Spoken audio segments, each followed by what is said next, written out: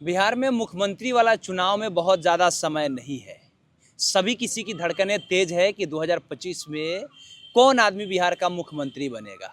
हमारे हाथ में आप ये जो दिख रहे हैं, ये एक चिट्ठा है, मतलब समझ लीजिए कि किसी न किसी विधानसभा का चिट्ठा होगा। और ये चिट्ठा है सिकंदरा विधानसभा का। सिकंदरा जमुई लोकसभा क्षेत्र के अंतर्गत आता है।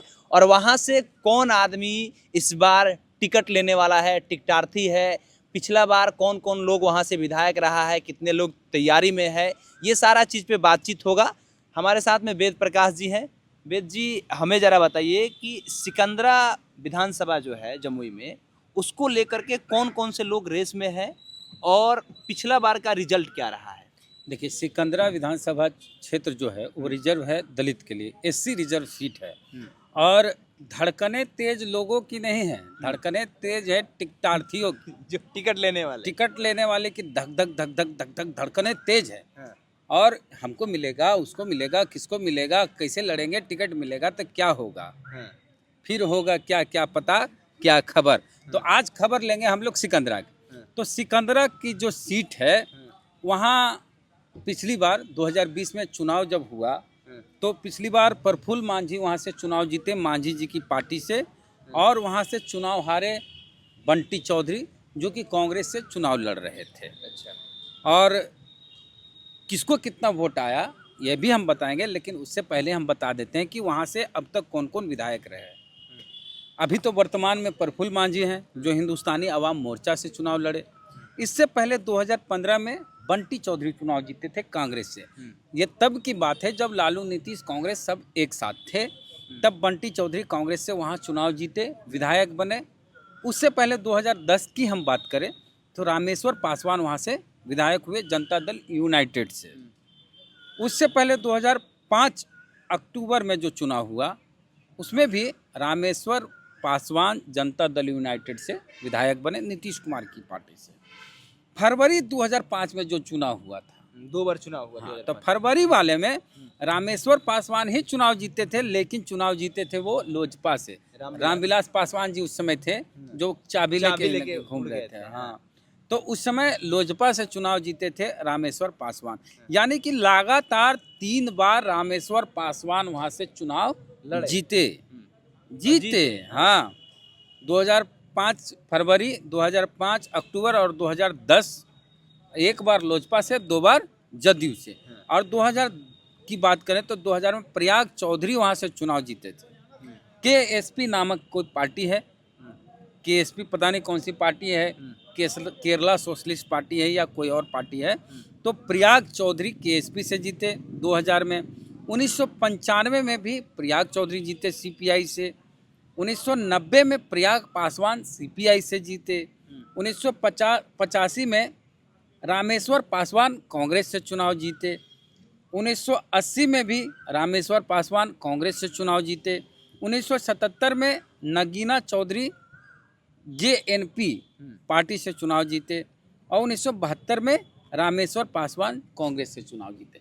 तो इसमें हम 1972 से अभी तक देखते हैं कि ज़्यादातर बार या तो पासी वहाँ से चुनाव जीते या पासवान चुनाव जीते।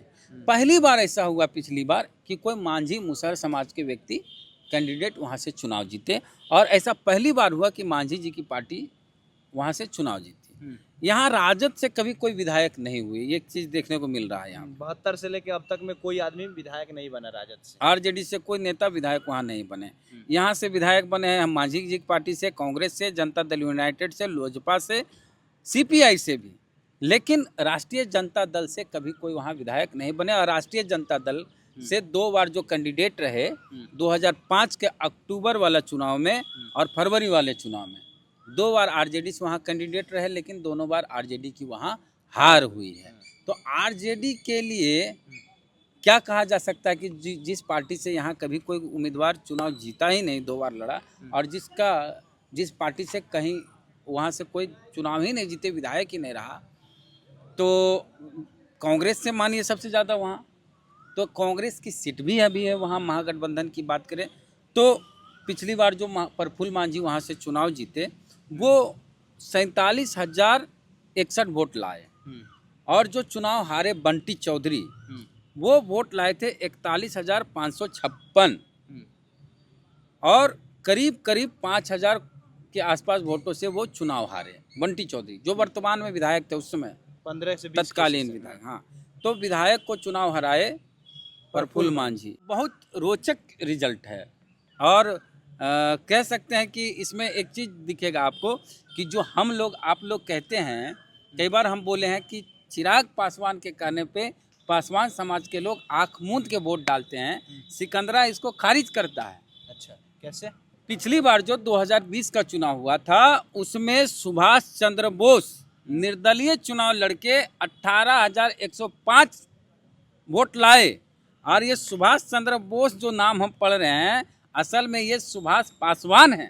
अच्छा, सर्टिफिकेट में इनका नाम सुभाष चंद्र बोस है, रियल में ये सुभाष पासवान है। जो चुनाव लड़ते हैं तो पोस्टर में सुभाष पासवान लिखते हैं और ये निर्दलीय 18,105 वोट लाते हैं। और चिराग पासवान की पार्टी से रविशंकर पासवान लोक जनशक्ति पार्टी से चुनाव लड़के 10,703 वोट लाए। मतलब कि चिराग पासवान की पार्टी से चुनाव लड़के दुसाध कैंडिडेट 10,000 वोट लाता है और निर्दलीय पासवान कैंडिडेट वहां से 18,000 वोट लाता है। तो सोचिए कि सिकंदरा में चिराग का जादू नहीं चलता है तब जब वो उस समय जमुई के सांसद थे। जमुई के सांसद रहते हुए चिराग पासवान की सिकंदरा में नहीं चलती है। उनकी पार्टी के उम्मीदवार 10,703 वोट लाते हैं पासवान समाज के और निर्दलीय पासवान 18,105 वोट लाते हैं। तो वहाँ सुभाष पासवान की चलती है, सिकंदरा में चिराग पासवान की नहीं चलती है। पासवान समाज के लोग सुभाष पासवान को अपना नेता मानते हैं वहाँ पर। और उसके बाद इंजीनियर IP गुप्ता वहाँ चुनाव लड़े, 7,576 वोट लाए। हालांकि अब ये दलित नहीं रहे, दलित SC से इनको बाहर कर दिया गया, इनकी जात को। नंदलाल रविदास राष्ट्रीय लोक समता पार्टी से 7,284 वोट लाए थे और सिद्धू कुमार पासवान इंडिपेंडेंट चुनाव लड़के 4,724 वोट लाए। तो ये पिछले बार का महत्वपूर्ण जो अब आ जाते हैं। हाँ, नहीं, अभी इसी में खेला है, डेटा इसी में तो खेला है पिछले चुनाव में। तो अब अगर हम बात करते हैं महागठबंधन की भी बात करेंगे और NDA की भी बात करेंगे। हाँ। तो अगर NDA की बात हम करें तो NDA में अभी मांझी जी पार्टी से वहाँ विधायक हैं और कहा जा रहा है कि इस बार ये सिकंदरा सीट लोजपा के खाते में जा सकता है। पूछिए क्यों जा सकता है? कहा जा रहा है कि जीतन राम मांझी अपने बेटे को मंत्री बना दिए, बहू को विधायक बना दिए इमामगंज से, समधन उनकी है बाराचट्टी से विधायक और स्वयं केंद्र में मंत्री हैं। तो मांझी जी चाह रहे हैं कि हमरा रहते हुए हमारा छोटा बेटा भी विधायक बन जाए। अच्छा, तो बोध गया में एक सीट है, गया में एक सीट है विधानसभा का, बोध गया रिजर्व सीट वो भी है। गया जिले में 3 गो रिजर्व सीट है, इमामगंज, बाराचट्टी, बोध गया। तो जीतन राम मांझी चाह रहे हैं कि हम सिकंदरा छोड़ दें और बोध गया लें और वहाँ से हम अपना छोटा बेटा परवीन कुमार सुमन को चुनाव लड़ा के वहाँ से जितावें, विधायक बना दें, जीते अपने रहते हुए सबको सेट कर दें। समधन भी विधायक, बहू बड़की बहू विधायक, तो छोटा बेटा भी अभी विधायक बन जाएंगे बोध गया से। तो उनकी लड़ाई होगी बोध गया। तो बोध गया मांझी जी लेंगे तो उनको छोड़ना होगा सिकंदरा, तो वो सिकंदरा छोड़ेंगे, वहाँ से प्रफुल्ल मांझी का पत्ता कटेगा, कट सकता है। तो अगर ये सीट चल जाता है लोजपा के खाते में तो पलड़ा भारी हो जाएगा। काहे कि सुभाष पासवान का अपना वोट हो गया 18,000 और लोजपा से जो चुनाव लड़े थे 10,703, मान के चलिए 11,000 राउंड फिगर। तो 18 और 11 जोड़ दिया जाए तो 29,000 वोट तो सिर्फ लोजपा का है। ये लोजपा कैंडिडेट अगर सुभाष पासवान बनते हैं तो 18,000 वोट उनका, और लोजपा का पिछला कैंडिडेट का जो वोट था चिराग के कहने पर जो पासवान वोट दिया 11,000, तो 29,000 वोट सिर्फ और सिर्फ चिराग पासवान का यहाँ है। अगर उसमें ऐड हो जाता है नंदलाल रविदास का वोट जो कि राष्ट्रीय लोक समता पार्टी का वोट था, तो 7,000 वोट और प्लस करेगा रालोसपा वाला। हालांकि रालोसपा का इसमें RLM का 36,000 वोट, आप ये कह रहे हैं कि अभी सिर्फ, हालांकि हम बोल रहे हैं कि उपेंद्र कुशवाहा की पार्टी का वो वोट नहीं था, वो रविदास समाज से कैंडिडेट थे, उनकी जात बिरादरी का अपना वोट था। कुशवाहा जी का बहुत ज़्यादा इम्पैक्ट नहीं हुआ होगा, हालांकि कुशवाहा जी भी अब एनडीए में हैं, तो कुछ वोट 2-4 हज़ार वोट उनका जुड़ेगा। नीतीश कुमार का वोट जुट गया, बीजेपी का वोट जुट गया, तो सुभाष पासवान का पलड़ा भारी हो जाता अगर उनको टिकट मिलता लोजपा से। तो अच्छा, अब हमारा सवाल ये ले लीजिए एक, क्योंकि प्रफुल्ल मांझी जो 47,000 वोट लाए और ये दोनों वोट मिल जाता है तो 70,000 65,000 के करीब वोट हो जाता है। अब ये हो गया एनडीए का, इंडिया गठबंधन का बात हम एनडीए में ही और बोलते हैं, और दावेदार भी तो एनडीए में होंगे। चिराग पासवान की पार्टी से ही रविशंकर पासवान भी हो सकते हैं, हम्म, लेकिन चिराग देखेंगे भाई कि हमारा कैंडिडेट से ज़्यादा वोट तो हमारा Independent लाया। निर्दलीय लाया, और सुभाष पासवान अभी उसी पार्टी में है। और सुभाष पासवान का इतिहास हम बताते हैं कि पिछली बार लोजपा से ही 2015 में वो चुनाव लड़े थे। अच्छा, 2015 में सुभाष पासवान लोजपा से चुनाव लड़े थे, बंटी 51,102 वोट लाए थे और बंटी चौधरी से हारे थे करीब करीब 8,000 से। और वो तब जब लालू नीतीश एक हो गए थे और एनडीए का सुपड़ा साफ हो गया था, और 40-42 सीटों में सिर्फ 2 सीटों पर लोजपा चुनाव जीती थी। उस समय सुभाष पासवान 51,000 कुछ वोट लाए थे, 102 वोट। तो सुभाष पासवान वहाँ मजबूत कैंडिडेट हैं, और हो सकता है कि लोजपा से इस बार उनको टिकट मिले। और चिराग पासवान देखिए चाहेंगे कि हमको लोजपा को वहाँ सीट मिले, क्योंकि जहाँ जहाँ चिराग पासवान की पार्टी के सांसद हैं वहाँ वहाँ वो चाहेंगे कि हमारा एक विधायक भी हो कम से कम। और रिजर्व सीट पर चिराग पासवान पूरा फोकस करते हैं। रिजर्व सीट देखिए, लोकसभा में 6 रिजर्व सीट है बिहार में, और 6 में 3 पे चिराग पासवान की पार्टी लड़ी, हाजीपुर, जमुई और समस्तीपुर। ठीक है, हाजीपुर से अपने चुनाव लड़े, जमुई से जीजाजी को लड़ाए, समस्तीपुर में सांभवी को लड़ाए। सोचिए 3 सीट अकेले चिराग लेते हैं। 6 रिजर्व सीट है बिहार में दलितों का, लोकसभा में 3 अकेले चिराग लेते हैं, और 3 में एगो जदयू गोपालगंज, सासाराम बीजेपी और गया मांझी, यानी मांझी जी को एगो, नीतीश जी को एगो, बीजेपी को एगो, एक और चिराग अकेले 3 रिजर्व सीट लेते हैं। तो रिजर्व सीट पे चिराग का फोकस ज़्यादा होता है। सिकंदरा भी रिजर्व सीट है, और रिजर्व सीट पे फायदा क्या है कि ज़्यादा बाहुबली लोग चुनाव नहीं लड़ते, रिजर्व सीट पे दलित लोग चुनाव लड़ते हैं, बहुत पैसा खर्चा होता नहीं है, बहुत कम खर्चे में काम चल जाता है। तो चिराग चाहेंगे कि सिकंदरा सीट उनको मिल जाए, और मांझी जी भी यही हसरत उनकी है कि उनका चुनाव जो है बेटा परवीन सुमन लड़े बोधगया से, उनको मिल जाए, अपना जिला है और वहाँ से वो अपने बेटे को कैंडिडेट बना सकते हैं। NDA तो समाप्त। ये हो गया एनडीए की बात। इंडिया हाँ, गठबंधन। अब इंडिया की बात करते हैं। इंडिया से वहाँ राष्ट्रीय जनता दल से उदय नारायण चौधरी लगे पड़े हुए हैं और खूब दौरा कर रहे हैं। हालांकि आरजेडी के लिहाज से बहुत अच्छी सीट है, लेकिन क्यों नहीं अभी तक वहाँ से कोई आरजेडी विधायक बने, बड़ा आश्चर्य की बात है। वहाँ पर बैकवर्ड बाहुल्य वोट है, बहुजन समाज के लोग ज़्यादा हैं वहाँ पर, यादव, मुस्लिम, पासवान, पासी, ये सारी जातियाँ बड़ी संख्या में हैं जो आरजेडी को वोट करते हैं। आरजेडी के वोटर हैं ये सब, लेकिन पासवान वोटर जो हैं वही खेल खराब करते हैं आरजेडी के। तो पासवान वोट अगर मिलता आरजेडी को तो कुछ हो सकता था, लेकिन पासवान, वहाँ के पासवान तो अलग ही खेल करते हैं, चिराग की भी बात नहीं मानते। खैर, उदय नारायण चौधरी लगे हुए हैं, एक गोल्डन दास युवा नेता हैं वहाँ सिकंदरा जमुई के, वो आरजेडी से टिकट लेने की फिराक में है, चाहत में है। फिराक किसे कहेगा, उनकी चाहत है कि वो वहाँ से चुनाव लड़े। लेकिन कांग्रेस से भी वहाँ पे बंटी हाँ, चौधरी आते जैसे हैं। हैं। हाँ। कांग्रेस से वहाँ जो विधायक रहे हैं बंटी चौधरी, वो बंटी चौधरी फिर चाहेंगे कि हमको टिकट मिले, क्योंकि पिछली बार 5,000 वोट से हारे, और पिछला चुनाव जो था वो प्रफुल्ल मांझी अपने बदौलत या अपने नाम पे, काम पे, और इतनी उनकी पॉपुलैरिटी भी नहीं, वो तो लखीसराय के व्यक्ति हैं, जाके चुनाव जीते हैं, तो वो बंटी चौधरी की गलतियों की वजह से चुनाव जीते हैं। तो इस बार बंटी चौधरी अगर माफ़ी मांगते हैं, माफ़ी तो बड़े बड़े नेता मांग रहे हैं, अभी देखिए कौशल यादव माफ़ी मांग रहे हैं कि हमसे गलती हुई तो माफ़ कीजिए, तो बंटी चौधरी भी माफ़ी मांगते हैं, टिकट मिलता है तो फाइट दे सकते हैं।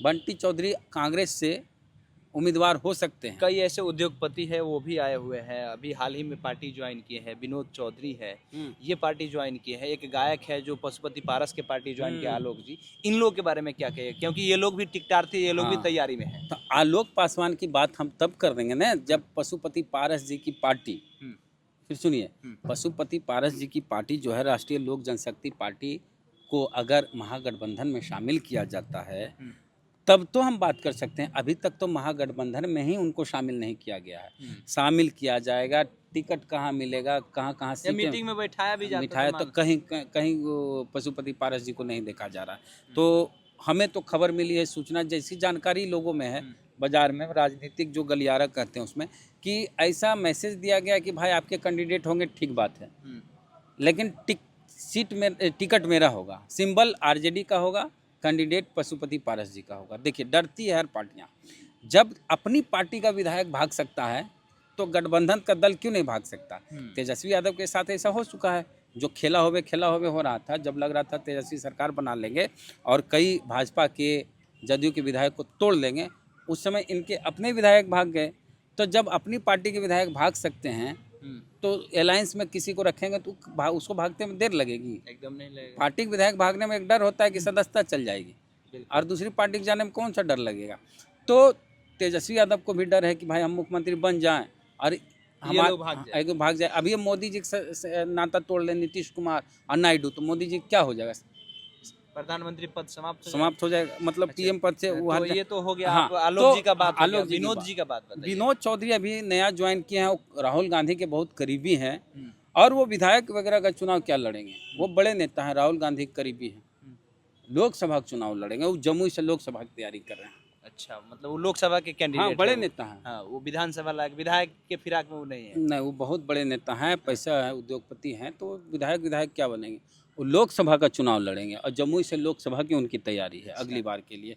तो मांझी जी की पार्टी से जो विधायक हैं उनकी छवि बहुत अच्छी वहाँ अभी है भी नहीं, और परफॉर्मेंस बहुत अच्छा उनका नहीं रहा। हालांकि जिस समुदाय से आते हैं, मांझी समाज से, हम अप्रिसिएट करते हैं ऐसे लोग कि रिजर्व सीट पे मांझी समाज से खूब विधायक बने, खूब सांसद बने, लेकिन बने तो काम भी करें।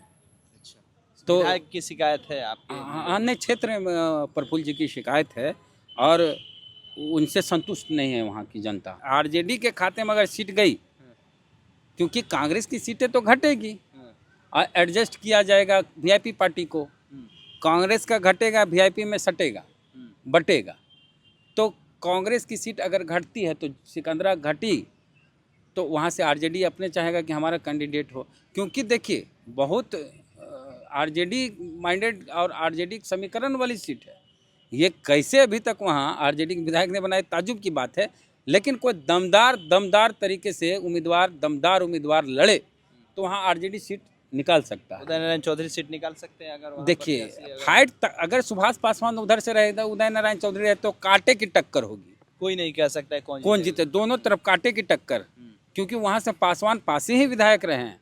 पहली बार प्रफुल्ल मांझी समाज से वहाँ विधायक बने हैं। जो 72 के बाद हम लोग तो इतिहास देख रहे हैं, या तो पासवान या पासी, सिकंदरा का ये इतिहास रहा है।